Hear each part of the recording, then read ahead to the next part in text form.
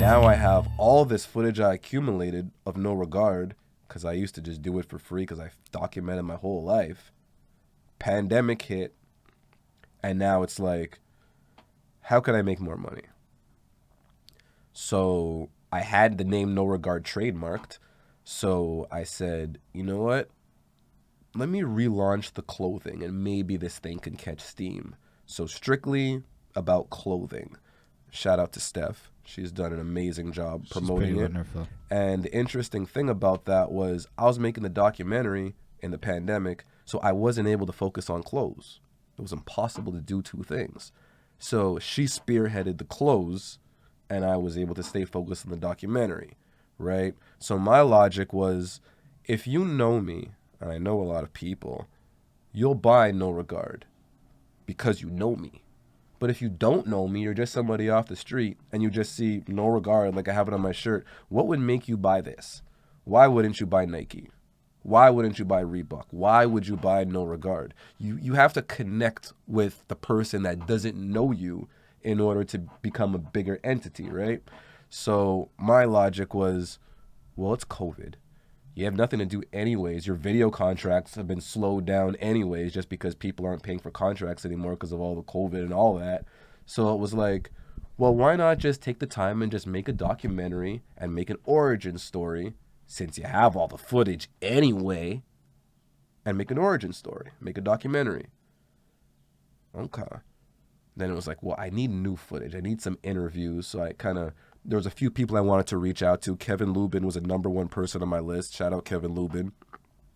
Where he was such an intricate part to the story. And I'm like, the No Regard story cannot be told unless he says yes. And he said yes. I'm like, okay. Then my second person was Keyshawn. Shout out Keyshawn. He said yes. Okay. My last one was like, if Theo Jaya, shout out Theo, says yes, I think I got something here, because then I have my friends from No Regard. I can make pretty much everybody I asked to be in a documentary said yes, which blew my mind, because these are people that, I repeat, did not fuck with me. Did not fuck with all three of those names, Keyshawn, Theo, and Kevin Lubin, all at one point strongly didn't fuck with me. They're all in the documentary. I consider them brothers now. So there's a lot of stories being told from the perspective of, I really didn't fucking like this shit, versus they're seeing what it is now and they're telling the new up-to-date stuff, right? Because that's the idea of a documentary. Show the Jordan old clips, but you want to have Jordan talking about it now, have Pippen talking about it now, you know what I mean? Or not Pippen, but, you know, Jordan talking about it now. So you keep it current, right? So in doing it, I was like, okay, this is good. So then I was like, I literally said one day, I think I was smoking, I was like, I spend so many hours doing this, like, why can't I get paid for this? Because Steph is out here working her ass off, many hours, getting paid a lot of money. Whereas I'm working equivalent or more hours doing something that I'm not getting paid for, right? So then I was like, well, what if you could put everybody in the same room and have like a viewing party of sorts? Would people pay to see the documentary? I was like, huh. So I told Steph, I was like, you know, if I could do this, that would be, you know, dope. And I have a friend that works at the Scotiabank Cinema. His name is Terrence. Shout out Terrence. So then for my birthday, Steph asked him if it was a possibility that my documentary could be premiered. And he said it was worth it, but the timing didn't land on my birthday. But then now it became, now it's a thing in the universe. Now my friend is asking me, hey, do you really want to do this? You can message such and such a person and da-da-da-da-da. So now it's like, okay, now you really got to make a decision. Can you sell tickets to your documentary? Do people care that much? At the beginning, it was COVID. So there was a limited capacity. I was only able to have 40 people in a room that fits 375. I was only able to have 40. That's minimum. That's so not a good number. Not a good number. So I placed the ticket sales at $40 because it just made logical sense, because I had so much less people I'd have to charge a little bit more, right? So they accepted it, and I signed the Let me ask a question. Why is it that absurd even a little bit more? You're an independent filmmaker from Montreal with no backing. Oh, I believe every penny. I'm just speaking Like, from the perspective of the feedback I've heard.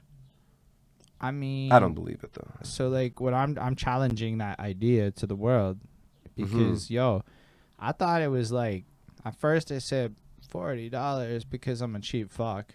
But then I'm like, man, what if I want to go throw an event and motherfuckers aren't gonna pay $40? They'll never pay $50, and if they never pay, we have to get to this like internalized idea. At least for me, this support English local media. That's one of my new like things. Is this not local English media? Like, what kind of hypocrite would that be? 100%. Well, most people, I'm saying it with time or whatever. In this case, like, what's $40 to honestly go have a good night with a bunch of people? But see, the point of view of the person launching it is like, you gotta humble yourself. Like, my thing is, I think it's worth every penny. I know the blood, sweat, and tears I put into it, but to someone else, do they care? I know they care, but $40 care?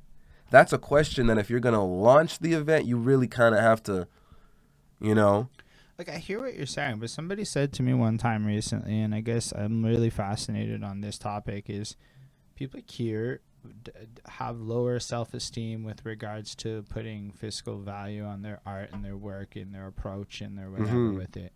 And it's not like a universal thing, but you could probably have sold it for 80. Maybe it would be less people, but you probably could have. I think I could have sold it for more, seeing how everything turned out. That's why what I did was, because it was that, my thing was, I need to create a buzz around this. Thus comes the promo tour. Yeah, it's amazing. It's fucking cool to see him put this together right? in real time. The idea is, I have my cover art, and I want to post my cover art every day for you guys, but that's hella annoying. But if I attach dates of my promo tour, and I update my promo tour every day, it gives me an excuse to post my cover every day, and it lets you see a schedule of what I'm doing. So I sent out a bunch of emails, did my research and everything. So I had like a CKU, two CKUT interviews, 2 radio interviews on CKUT. And I had you. That was the first one that I had lined up, right, behind the suit. So in my mind, if I post this, it looks like, all right, July 1st, you're doing nothing. July 2nd, you got this, open, open, open. So the idea is, if you can create enough buzz, maybe people will want to fill the void for those open dates that you post. And I'm posting this every day. Then Global News had me on. So when that went on the promo tour, now it adds like that's a whole new perception now, right? Like, this is the promo tour. From my point of view, I'm like, I told you it was the promo tour from the beginning. Of course, there's certain things, where happen that you don't foresee. But I mean, throughout this, I'd be lying if I said that I'm not surprised that local media picked it up, because, I mean, I think it's a good project. I would support this for $40 if I didn't know the person. Well, it's also clean AF. I don't know how else to put it. Like, a lot of our projects out there might not be so family friendly in basic presentation. I don't know how family friendly the film is, but like fairly. But like, there's moments that it's not, but fairly. But like, when you consider what this is, it's honestly like a heartfelt fucking feel good moment of a person who, throughout a bad circumstance local to us, created a masterful art piece through like whatever. I appreciate that, bud. Because I know Stephanie, right? Like, I'm not going to lie and pretend like I ain't been talking to her here and there and had some conversations where she's like, oh, Lance is working all the time. He's putting in so much work. He's taking it. So, like, I've been listening to that type of shit as it's coming together. And then it's like you see just the meticulous level of everything, but also just down to the marketing. And it's like you put it together and then you did it in a way that did capture more interest. And the fact is, like, having 3 things lined up before you went public was pretty smart, just in general. But also, you put out this flyer and it's about fucking touch football, and it's the greatest sports story. Flag football, my bad. I know I might have fucked that up. I'm really not a sports person. It's all good. So then it's like, at the end of the day, it's just so fucking like normal and innocuous. Like, it's not even scary football where people get hurt. It's just like a football you could go play that you didn't even know was a thing. That's a bad perception. It's a serious sport.